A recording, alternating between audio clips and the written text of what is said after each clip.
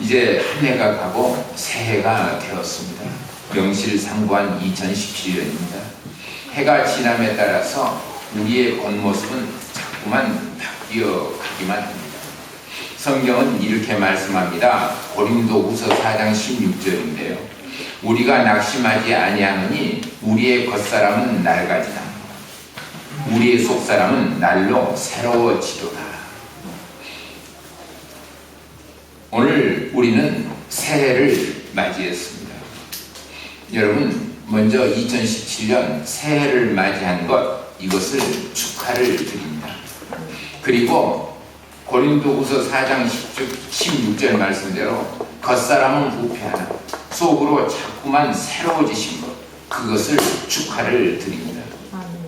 특별히 여러분, 금년도 우리 교회 표어는요, 말씀과 찬양과 기도로 충만한 교회.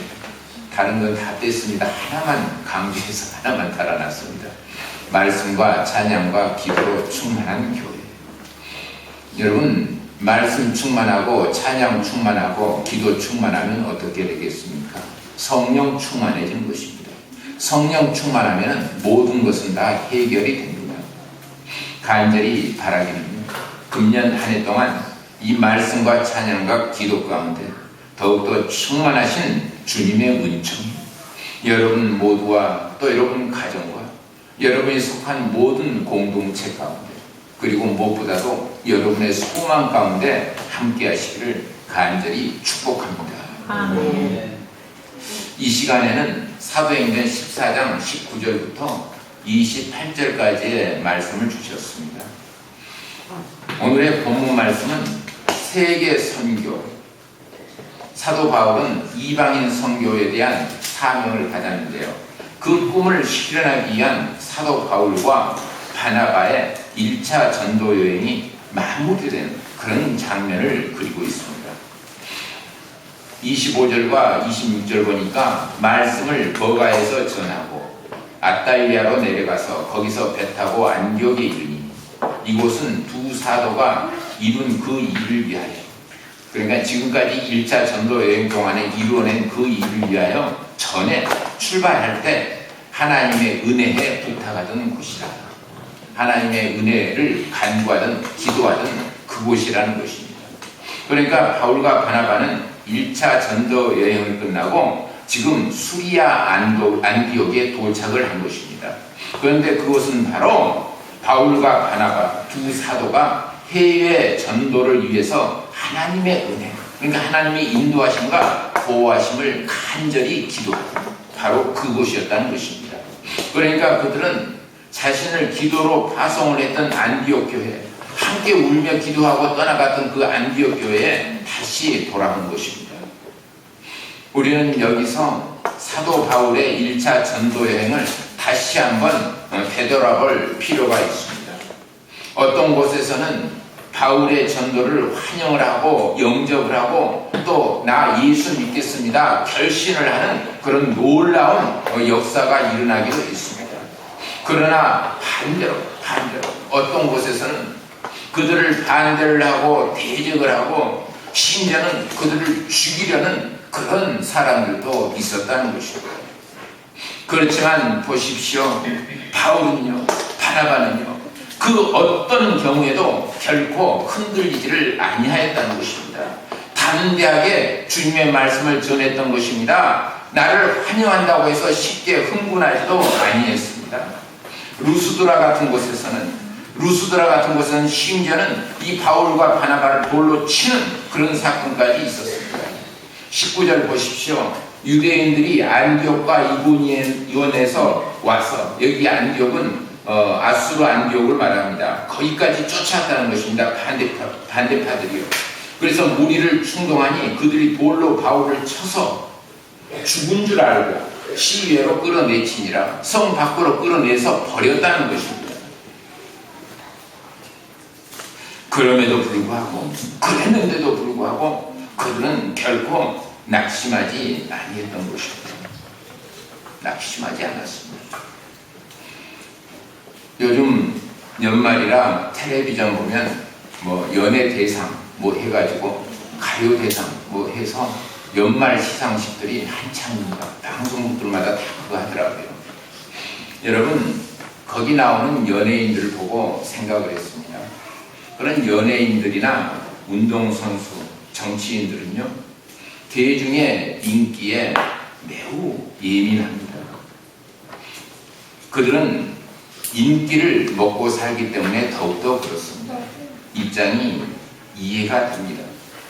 그렇지만 이 인기라는 것, 마치 물거품처럼 언제 사라져버릴지를 모르는 것입니다. 그래서 그들은 더욱더 불안과 초조와 긴장 가운데 살아갈 수밖에 없습니다. 그것이 현실입니다. 그렇기 때문에 특히 그 경쟁이 심한, 그들 사이의 경쟁이 더욱더 심한 미국 같은 곳에서는요, 우리도 이제 그렇게 되고 있지만 대부분의 인기 연예인들이 불면증이나 위궤양이나 소화불량 같은 그런 질병에 시달리고 있다고 합니다. 그리고 그 불안 심리로 그들은 약물로 그것을 달래는 경우, 그것이 허다하다는 거예요. 그래서 그것은 결국 사회 문제로 발전하기도 합니다. 그러나 그들 중에서도 보십시오. 예수 그리스도를 믿는 사람들은 그렇지 아니합니다. 힘들고 고통스러우면 기도하기 때문에 그렇습니다. 기쁘고 즐거운 일이 생기면 찬양하기 때문에 그렇습니다. 야고보서 5장 13절입니다. 너희 중에 고난 당한 자가 있느냐? 그는 기도할 것이요. 즐거워하는 자가 있느냐? 그는 찬송할지니라. 여러분, 금년 한 해 동안요, 오직 말씀에 의지해서 살아가시기를 바랍니다. 그리고 자신에게 고난이 찾아왔다고 생각하십니까? 그러면 기도하십시오. 나한테 즐겁고 기쁜 일이 있다고 생각이 되십니까? 그러면 입술을 열어서 하나님을 찬양하십시오. 그것이 바로 복된 삶인 줄로 믿습니다. 본래 사도 바울은요, 아시아 지방의 다소라는 곳에서 다소 그렇게 발음합니다. 부유한 집안의 아들로 태어났습니다. 그리고 예루살렘으로 유학을 가서 가말리엘이라는 그 당대 최고의 약자 밑에서 율법 공부를 했던 사람입니다. 뿐만이 아니라 이 바울은요, 유대인이면서도 로마 시민권을 태어날 때부터 가졌습니다. 그러니까 무슨 말씀인가? 그 당시로서는 모든 스펙을 다 갖춘 그런 인물이었다는 것입니다. 그러나 이러한 그러한 모든 것들, 그러한 스펙, 모든 것들을 다 버렸다는 것입니다. 빌립보서 3장 8절을 보니까 내가 그를 위하여, 예수 그리스도를 위하여 모든 것을 잃어버리고 배설물로 여깁니다. 그러니까 바울은 예수 그리스도를 위해서 자신의 모든 것들을 다 배설물처럼 버린 것입니다. 그리고 버린 그 자리에 대신해서 그 예수 그리스도라는 거목을, 자기의 삶의 그 자리에 예수 그리스도라는 거목을 모시게 된 것입니다. 그날 이후로 바울은 웃어도 예수님 때문에 웃었답니다. 울어도 예수님 때문에 울었답니다. 죽어도 예수님 때문에 죽기로 결단을 하고 전도자의 길을 걷기를 시작했던 것입니다. 고린도전서 10장 31절 보니까 너희가 먹든지 마시든지 무엇을 하든지 다 하나님의 영광을 위하여 하라. 여러분, 이것이 바로 사도 바울의 고백이요, 또한 우리를 향한 권면인 것입니다. 다시 오늘의 본문 이야기입니다. 본문 22절 상반절 말씀을 보면 이렇게 권면을 하고 있습니다. 우리 22절 한번 같이 읽어보시겠습니다. 22절입니다. 제자들의 마음을 굳게 하여 이 믿음에 머물러 있으라 구원하고, 또 우리가 하나님의 나라에 들어가려면 많은 환난을 겪어야 할 것이라 하고, 사도 바울이 그 제자들에게, 전도지에서 전도했던 사람들에게 이렇게 권면했다는 것입니다. 제자들의 마음을 굳게 하여 이 믿음에 머물러 있으라 구원하고, 바울 사도는 자신의 제자들에게 마음을 강하게 해야 된다고, 결코 마음이 흔들려서는 안 된다고, 또 또 믿음의 자리를 잘 붙잡으라고 그렇게 단단하게 당부를 했다는 것입니다. 그리고 그 전도지를 떠나간 것입니다. 신앙생활을 하기는 하는데요, 자리를 잡지 못하고 흔들리는 그런 사람들이 있습니다. 여러분, 그것은 절대로 바람직한 일이 못 됩니다. 22절 머물러 있으라, 믿음에 머물러 있으라, 이 말입니다. 믿음 가운데 흔들리지 말고 자리를 견고하게 잘 잡아서 견실하게 살라는, 믿음으로 살라는 그 말씀인 것입니다. 건물은요, 이 건물도 기초할 때 무척 힘이 들었는데 건물은 기초가 매우 중요합니다. 나무는요, 뿌리가 중요합니다. 뿌리 깊은 나무. 마찬가지입니다. 신앙, 믿음은 그 중심이 중요한 것입니다. 예수 그리스도 중심으로 사는 사람, 그 사람은 결코 흔들리지 않습니다. 세파가 아무리 새도, 어떤 세파가 나를 휩쓴다고 할지라도 결코 흔들리지 않습니다. 그러나 보십시오, 예수가 아닌 다른 것들을 중심으로 삼는 사람은요, 항상 흔들립니다. 흔들릴 수밖에 없는 것입니다. 지난 주일은 성탄주일로 지켰습니다. 정말 은혜로 충만한 날이었습니다. 매 주일이 그런데 이번 성탄절은 특히 저에게는 감격이 더 컸습니다. 그러나 세상 사람들은요, 세상 분위기에 흔들리더라고요. 거기에 그들은 관심이 더 많았기 때문입니다. 텔레비전과 신문에서는 화이트 크리스마스가 될 것이다, 아니다, 일기예보를 전하면서 예상을 합니다. 또 성탄 전야에도 광화문에서 촛불 시위로 그것을 대신한다고 그렇게 사람들을 부추기는 것을 볼 수가 있었습니다. 그러나 여러분, 이 땅에 문을 내리는 분은 따로 있습니다. 바로 하나님이십니다. 나라를 주관하시는, 권력을 주관하시는 이도 따로 있습니다. 모든 권세는 여러분 여호와 하나님께 있는 것입니다. 우리에게는 무엇보다도 주의 일, 성탄의 의미가 중요합니다. 그리고 금년 1년을 또 다른 새해를 주신 하나님의 그 은혜, 그것이 중요한 것입니다. 무슨 말씀입니까? 본질의 문제입니다. 본질의 문제가 중요하다는 말씀입니다. 의인은 그의 믿음으로 말미암아 살리라. 하박국 2장 4절의 말씀입니다. 여러분, 믿음은 신앙생활의 절대 조건입니다. 뿐만이 아니라 사회생활에 있어서도, 세상생활에 있어서도, 또 가정생활에 있어서도 이 믿음이 없으면 안 됩니다.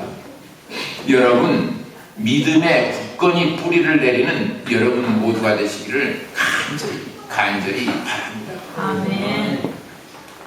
이어서 22절 하반절 아까 읽었는데요.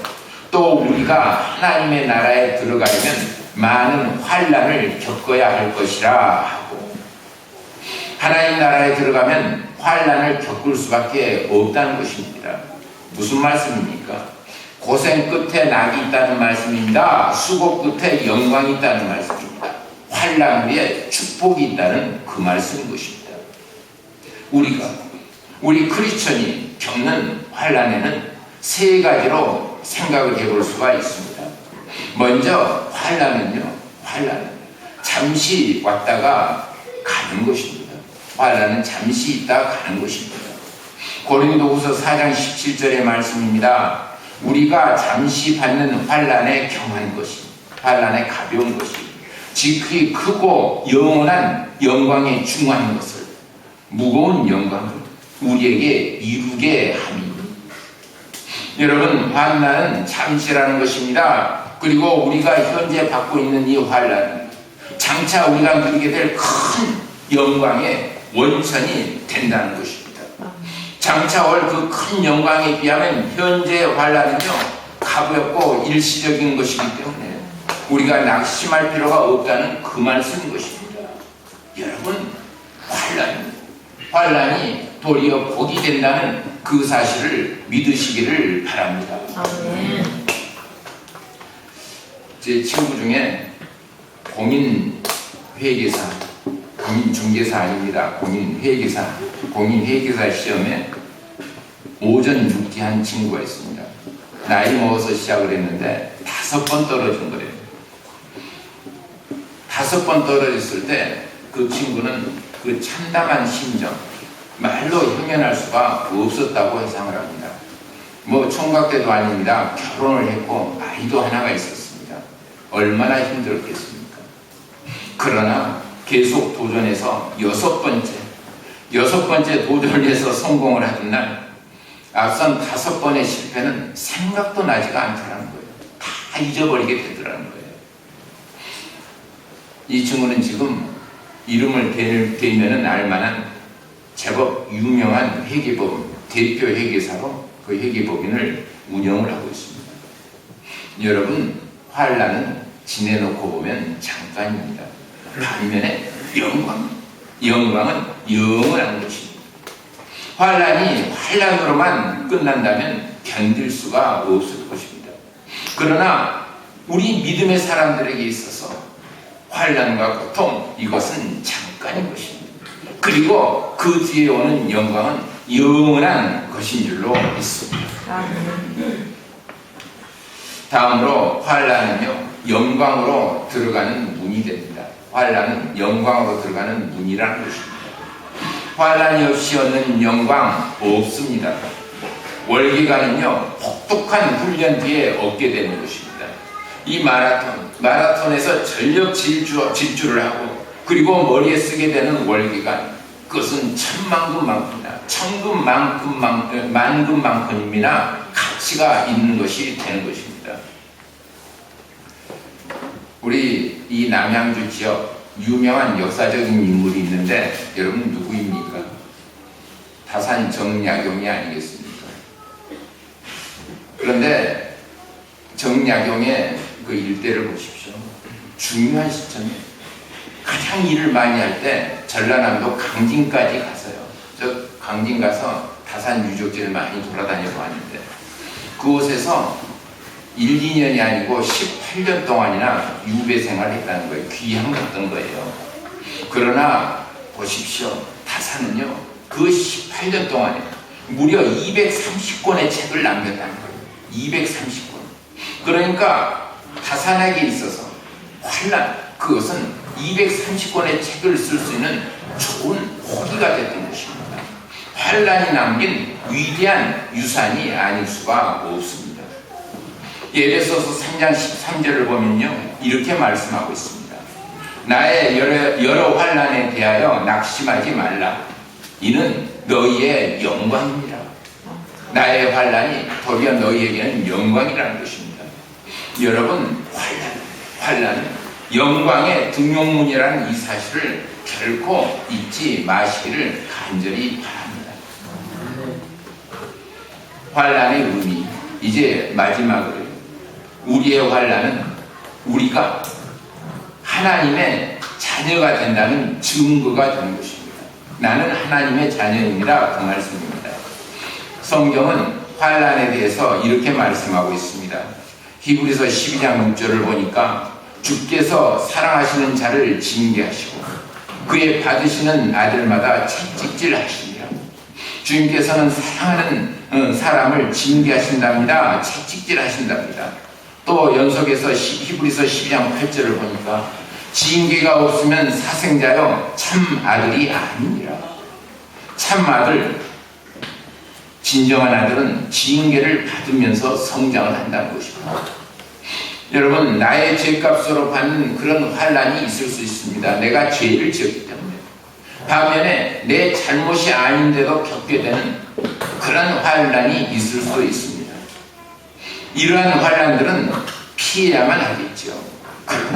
그러나 환난 중에는 내가 하나님의 자녀이기 때문에 예수를 믿는 사람이기 때문에 겪는 그런 환난도 있을 수가 있는 것입니다.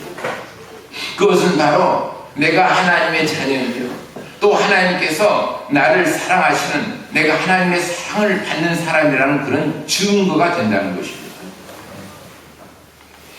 본문 23절 끝부분은 이렇게 우리에게 말씀해 주십니다. 그들이 믿는 주께 그들을 위탁하고. 그러니까 사도 바울은 전도하던 것을 떠나기 전에는 꼭 자기가 전도한 그 사람들을 주님께 위탁했다는 것입니다. 주여 이 사람을 돌봐 주시옵소서. 이 사람의 믿음이 견고히 서게 하여 주시옵소서. 이 사람으로 말미암아 이 땅이 복음화되게 하여 주시옵소서. 또 26절에서는 이렇게 말씀하고 있습니다. 전에 하나님의 은혜에 부탁하던 곳이라. 두 사도가 전도하고 교회를 세우는 그 일을 하나님께 부탁을 했었다는 말씀입니다. 기도했다는 말씀입니다. 여러분, 누군가에게요 어떤 일을 부탁한다는 것, 그것은 바로 그 사람을 신뢰하기 때문인 것입니다. 따라서 주님께 부탁한다는 것은 바로 주님을, 여호와 하나님을 신뢰하기 때문이라는 것이 아니겠습니까? 여러분은 그동안 무엇을 주님께 맡기고 살았습니까? 무엇을 주님께 맡겼습니까? 그동안 무엇을 주님께 부탁하면서 살아왔습니까? 어떤 선배님의 말씀이 생각납니다. 그분 크리스천이었습니다. 크리스천입니다. 그래서 무엇이든지 기도로 시작을 하고 기도로 끝마쳐야 한다는, 하나님께 기도로 강구해야 된다는, 하나님께 기도로 부탁해야 된다는 그런 말을 성경을 통해서, 목사님의 설교를 통해서 늘 들어왔습니다. 그런데 그 사람은요 언제나 그랬습니다. 무엇이든지 내 힘으로 해야만 한다, 내 힘으로 해야만 한다고 생각했습니다. 하나님이 무엇을 어떻게 도와주신다는 말인가? 내 힘으로 해야지, 내 힘으로 해야지. 그런데 막상 사업이 망하게 되고 자신이 쓰러지게 되었습니다. 생각이 바뀌게 되었다는 것입니다. 하나님께 먼저 부탁을 드리고 살아야 한다는 그 사실을 그때야 비로소 깨닫게 되었던 것입니다. 여러분 보십시오. 예수님께서도 십자가 위에서 하나님께 부탁하는 기도를 드렸던 것입니다. 누가복음 23장 46절 보니까 아버지 내 영혼을 아버지 손에 부탁하나이다. 예수님께서 십자가 위에서 드리는 기도입니다. 내 영혼을 아버지 손에 부탁하나이다. 여러분, 우리 크리스천은 그동안 기도의 도움으로 살아왔습니다. 나의 기도든 부모님의 기도든 아니면 믿음의 동역자의 기도든 기도의 도움으로 살아왔다는 것입니다. 여러분, 그것을 감사하시기를 바랍니다. 그리고 금년에도 삶을 살아가는 동안에 수많은 어려운 일들이요 우리 앞에 놓이게 될 것입니다. 그 일들 역시 일일이 주님께 부탁하며 간구를 드리며 살아가야만 한다는 그 사실도 여러분 잊지를 마시기를 바랍니다. 네. 이제는 새해가 되었습니다. 명실상부하게 새해입니다. 금년은 국내 정세로 볼 때 그야말로 한 치 앞을 예측하기가 너무나도 어려운 그런 한 해가 될 것입니다. 그러나 여러분, 우리는 주님께 부탁하십시다. 주님께 기도합시다. 내 영혼을 위해서, 내 가정과 내 생업을 위해서, 내가 속해 있는 공동체를 위해서, 또 주님의 몸된 우리 교회를 위해서 다 기도하십시다. 그리고 무엇보다도 혼란에 빠진 이 나라와 이 결의 평안과 안정과 번영을 위해서 다 같이 기도하는 한 해가 되십시다. 사랑의 하나님, 자비와 긍휼이 풍성하신 여호와 하나님, 우리의 기도를 들어주시는 여호와 하나님의 그 은혜에 모든 것을 다 부탁함으로 말미암아서 주님과 함께 또 교회와 함께 그리고 모든 성도들과 함께 그야말로 풍성하고 형통한 금년 한 해가 되시기를 예수님의 이름으로 간절히 축원을 드립니다. 아멘.